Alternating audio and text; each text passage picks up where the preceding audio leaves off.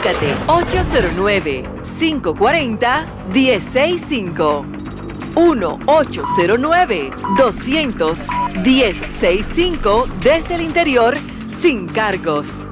1-833-610-1065 desde los Estados Unidos. Sol 106.5, la más interactiva.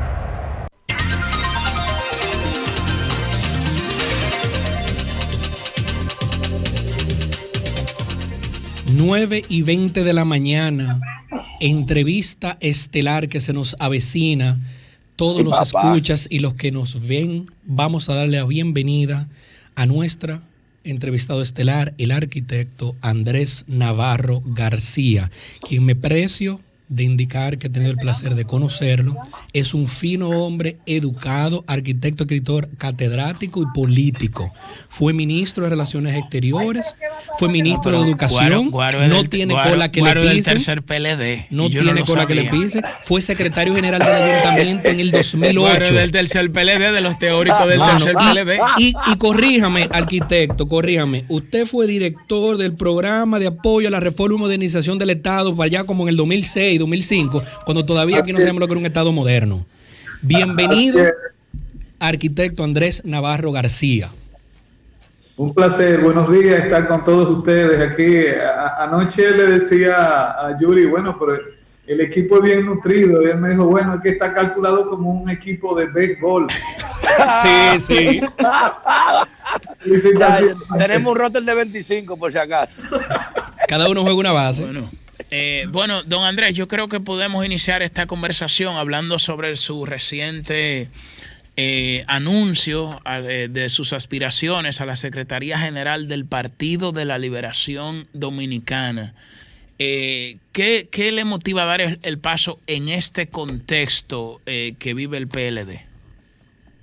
Bien, Julio, resulta que hemos agotado todo un proceso en el 9º Congreso ordinario de nuestro partido, un proceso que está abocado a aprovechar grandes oportunidades que se le presentan a una organización cuando ha tenido una especie de un revés sistemático, ¿no? en el último tiempo de trabajo.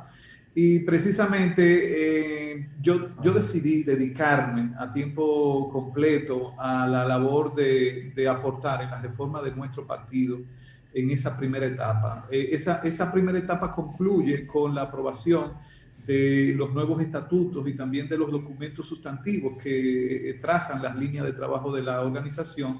Y entonces, ya concluida esa fase, que es donde con mucha pasión tenía el deseo de aportar, tomé la decisión de inhibirme de la comisión organizadora del Congreso y entonces presentar mi postulación para la consideración de los compañeros. Porque yo les digo, las organizaciones no se transforman porque se haga una reforma de sus estatutos, de su norma interna. Las organizaciones se transforman, además de eso, con una efectiva gestión de esa transformación, de ese cambio. Y estoy decidido, si soy seleccionado como secretario general, a dedicarme completamente, a concentrar mi mente y mi espíritu en ejecutar ese proyecto de partido que hemos aprobado en los estatutos. Eso no lo puede hacer un secretario general solo, pero él debe ser el animador, el coordinador del equipo ejecutivo en toda la estructura del partido que lleve a cabo la reforma, y precisamente ese es mi propósito. Don Andrés, para que este proceso pueda realizarse de manera fructífera y el Partido de la Liberación Dominicana pueda beneficiarse de esas transformaciones que usted señala, el modelo de escogencia debe ser lo más transparente posible. Se ha criticado mucho cómo van a ser escogidos tanto el presidente del partido como también el secretario general, cómo realmente es el modelo, porque hay muchos miembros de la base del partido. Y José La Luz, que aspira a la Secretaría General, ha cuestionado ese método de escogencia tanto del presidente como del secretario general del partido. Crítico, José La Luz ha indicado que es antidemocrático y replica los vicios que se supone intentan superar. Bien, Susi, Ernesto, miren, les comento. Primero, la transparencia no tiene que ver con el modo de votación, de selección de autoridades. Hay lo que se llama el voto universal y hay lo que se llama el voto calificado en todas las organizaciones y en todos los estados del mundo. La bruma que se ha querido esparcir, acusando de opacidad el proceso que hemos llevado por el hecho de que el voto universal no se aplique en esta ocasión, es injusta. Todo el mundo tiene derecho a hacer sus críticas, a hacer sus planteamientos, pero lo que han hecho algunos compañeros es desproporcionado, injusto e injustificable por las siguientes razones.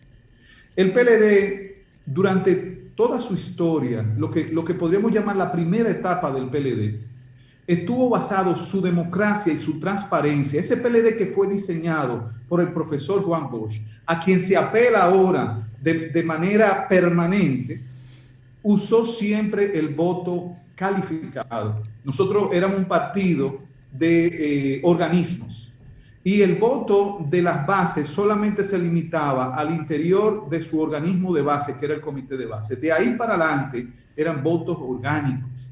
Y eso era una estructura que hoy en día también pudiera funcionar. No podemos decir que ese esquema de votación es de los años 70, porque hoy en día las democracias europeas todas se manejan con votos cualificados, y especialmente los partidos europeos. El último partido que ha hecho una convención en Europa, que es la Unión Democristiana de Alemania, el presidente y el secretario general lo escogen 1000 delegados, un organismo que ellos tienen de 1000 delegados, y no hay cuestionamiento. ¿Por qué? Por la siguiente razón, y en el caso nuestro todavía más justificado. Una vez el PLD deja de ser un partido de cuadro y pasa a ser un partido de masa, se abre al voto universal para la selección del presidente, el secretario general y los miembros del comité central. Pero es importante que ustedes sepan que en la base del partido no votan los miembros, nunca han votado los miembros. ¿Saben que los presidentes de comité intermedio son electos por un voto calificado, que son los presidentes de comité de base?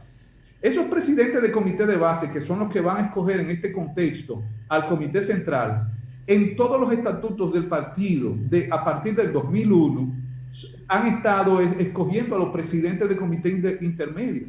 Y los presidentes intermedios, ¿sabes a quién escogen? A los municipales, a los provinciales. En el PLD siempre ha estado el voto calificado. Ahora, ¿por qué razón en esta ocasión la plenaria del partido, que es el máximo organismo estatutario de toma de decisión, decidió hacer lo siguiente?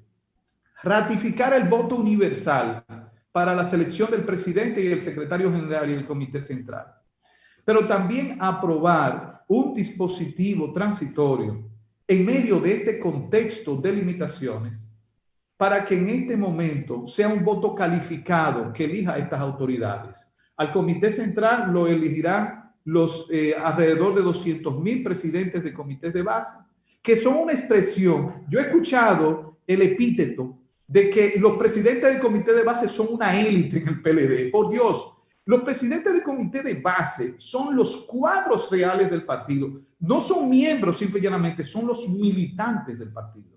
Y en esta ocasión, de manera transitoria, se le ha dado la potestad de que ellos escojan a los miembros del comité central.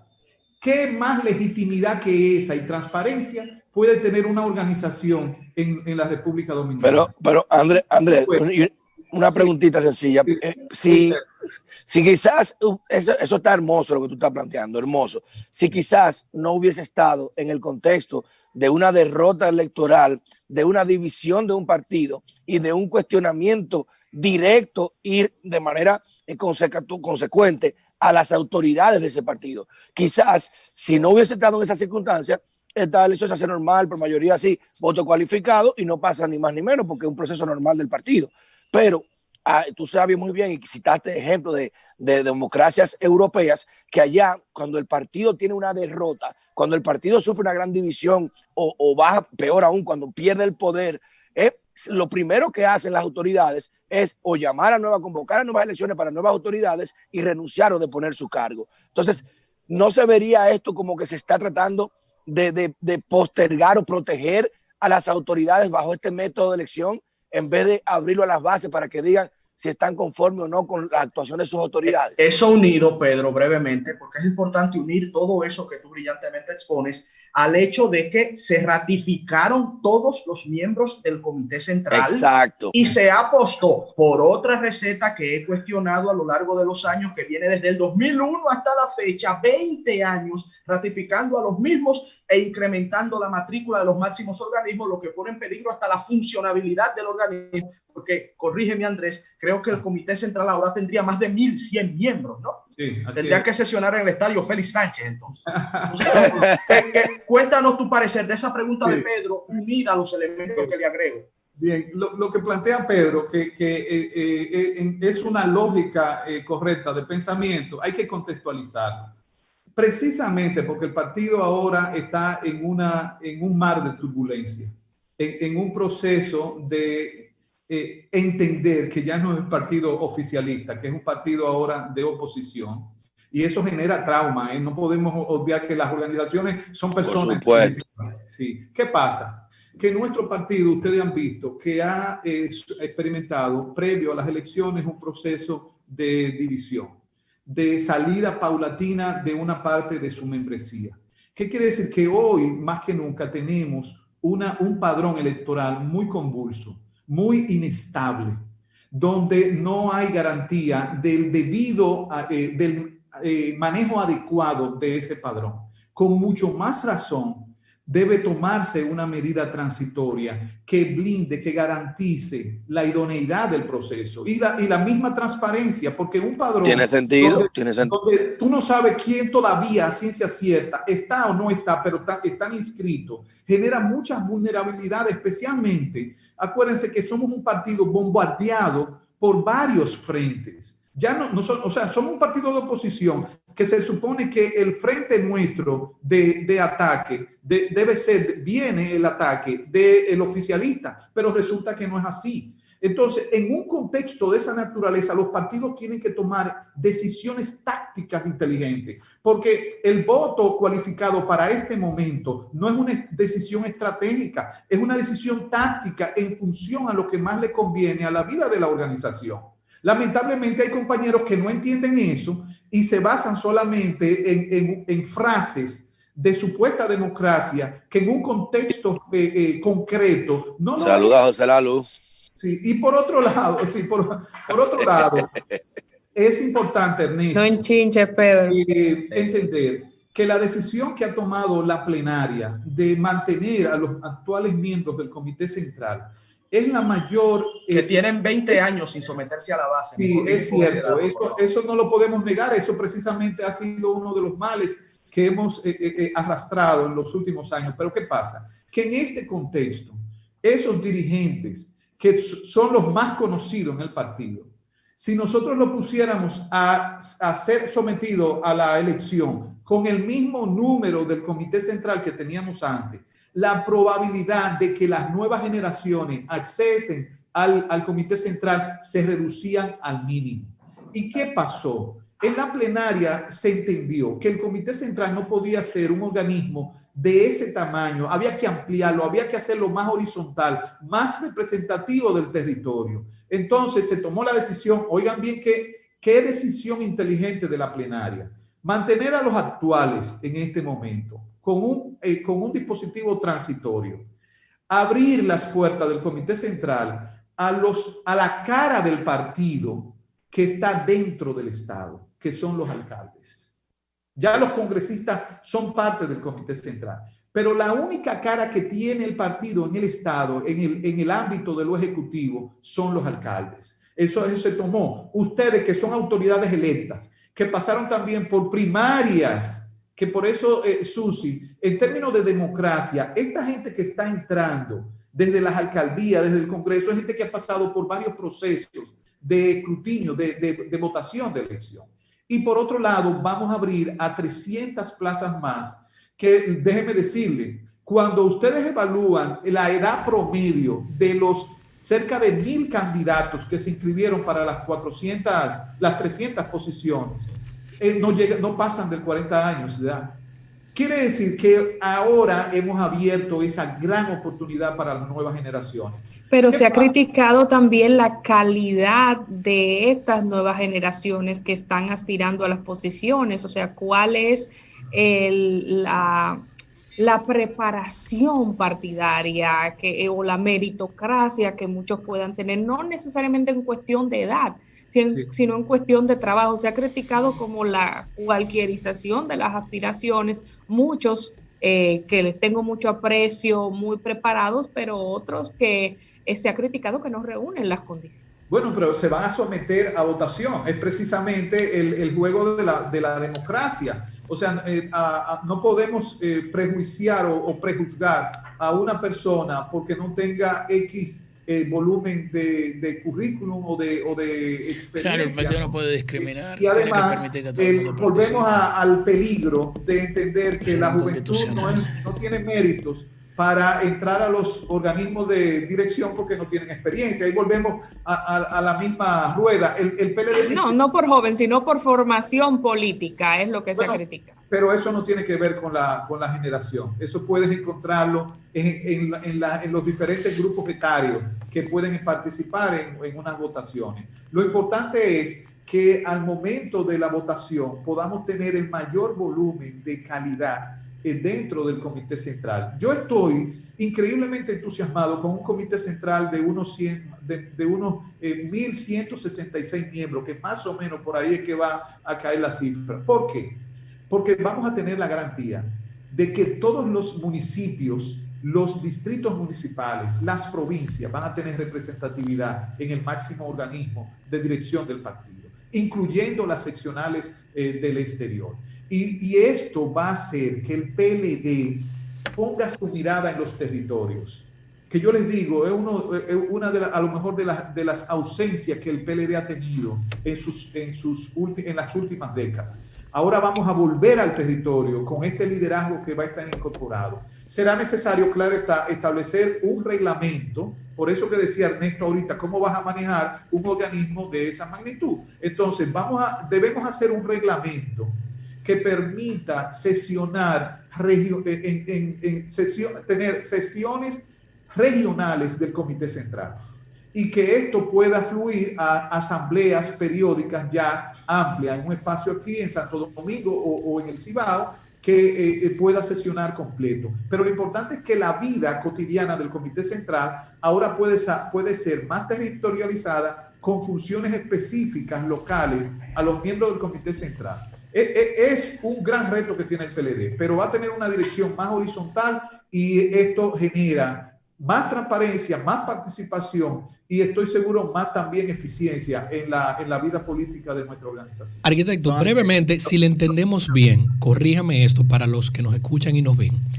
Es decir, que en este proceso democrático, vía unas elecciones internas para elegir estas nuevas autoridades que convivirían con las ya que se quedan o fueron reconfirmadas en el PLD, podemos decir que un joven de 24 años que haya tenido sus varios años de permanencia y membresía en el PLD puede aspirar, y esto representaría quizás un cambio más allá del tradicional de dedo, ponme a fulano porque yo lo conozco. O sea, si es así, yo creo que ningún partido grande ha permitido que gente de tal juventud pudiera aspirar a este tipo de cargo, porque la Fuerza del Pueblo, porque es nuevo, tuvo un proceso quizás rápido y pudiera decirse también accidentado, y el PRM, al escindirse del PRD, todavía tenía un proceso interno y básicamente también fue no abierto democráticamente. Es decir, que esto sería algo nuevo, si lo estamos entendiendo lo que usted nos dice. Sí, yo entiendo que esta es una gran oportunidad que se abre para el PLD al crear estas condiciones. Fíjense, en los estatutos anteriores se establecía al menos una membresía de 10 años para poder aspirar al Comité Central. Eso se redujo a la mitad, apenas 5 años. Quiere decir que un joven de 18 años que haya entrado al PLD, con 23 años, ya está habilitado para ser sometido a las elecciones de cara al Comité Central. Y esto es una gran oportunidad. Y por otro lado, pues no solamente es estar en el Comité Central. Luego el gran reto va a ser cómo reglamentamos la operatividad y las funciones de cada uno de los miembros del Comité Central. Gran parte de los jóvenes que están participando lo están haciendo por el voto nacional. Nosotros tenemos dos tipos de votaciones, un voto nacional que es por acumulación en todo el territorio y un voto local que es por la demarcación donde está el organismo a que pertenece el candidato. La gran parte de los jóvenes pues están por el voto nacional. ¿Y esto qué quiere decir? Que son jóvenes que su experiencia ya en el partido le han dado un roce, ya sea gracias a la tecnología, a los medios, o ya sea al tipo de función que él ha asumido en las campañas electorales, un roce con todo el territorio y conoce gente en todo el país. Eso le va a generar oxígeno a la dinámica interna del partido. Y por eso yo les digo, es sumamente democrático, pero también transparente el proceso que ha estado llevando la comisión organizadora. Toda la tramitología la conoce el público en general, e incluso la militancia. La trazabilidad de las tomas de decisiones están evidenciadas en la plataforma, o sea, porque eso deja una huella por donde quiera que pase cualquier decisión o cualquier propuesta. Entonces, hemos vivido realmente una experiencia aleccionadora en términos de uso de la tecnología para poder tanto hacer la transformación del partido como este proceso de votación. Don Andrés, ya fuera del tema del partido per se, para culminar, quisiéramos saber cómo transformar al PLD desde la Secretaría General. ¿Cuáles son sus propuestas?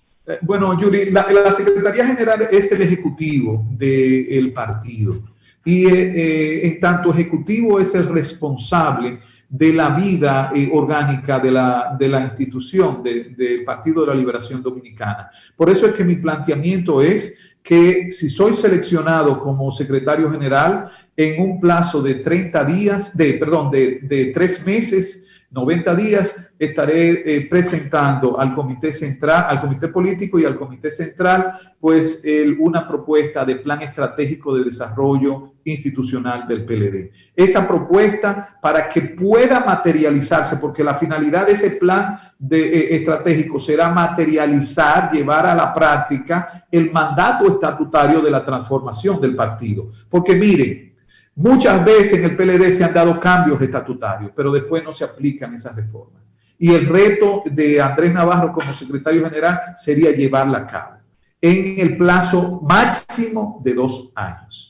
Y esto se trabajará en 6 ejes, que entiendo que son los 6 ejes determinantes en la vida de un partido político, para que sea efectivo. Es el eje de gestión política, eje de gestión electoral, eje de gestión de organización organizativa, eje de gestión administrativa o institucional, eje de gestión técnica y eje de gestión social. Con esos 6 ejes, yo estoy seguro que nosotros materializamos la reforma. Ahora bien, para que esa transformación sea sostenible y no se trunque, no quede fraccionada en el camino, no muera en el intento, es indispensable tener 4 características del proceso de transformación, que sea en términos institucionales legal, porque debe estar basado en la Constitución, en las leyes vinculadas a los partidos y también en los nuevos estatutos. Que sea administrativamente transparente. El PLD tiene que revestirse en toda la conducción de su vida administrativa con transparencia, y esto es clave para generar confianza primero en la base del partido y posteriormente en la sociedad. Que sea orgánicamente participativa. Precisamente Susi estaba abordando al principio el tema de la democracia. Ahora esto hay que llevarlo en la vida cotidiana del proceso de transformación con los organismos del partido, y que sea técnicamente confiable. Es decir, que las acciones de transformación estén basadas en evidencias, a través de investigaciones científicas a las que estamos abocados a dedicarnos a desarrollar. De manera que, Yuri, con ese espectro de acciones, todo en el marco de un plan estratégico que sea integral con esos 6 ejes y que sea sostenible con estas 4 características últimas que mencioné.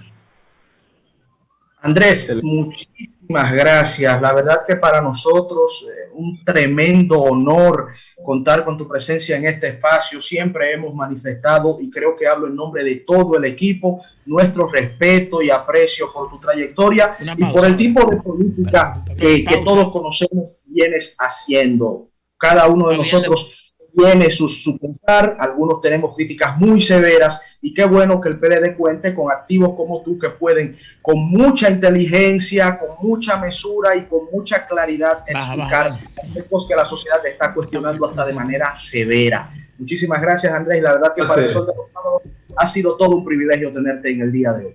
Feliz resto del sábado, es un placer. Gracias. ¿Qué tal Andrés? si hablamos ahora con el pueblo, Julio Alberto? Pero primero un breakcito y volvemos ahora. Exacto, así es. Cambio fuera. De los sábados, el sol de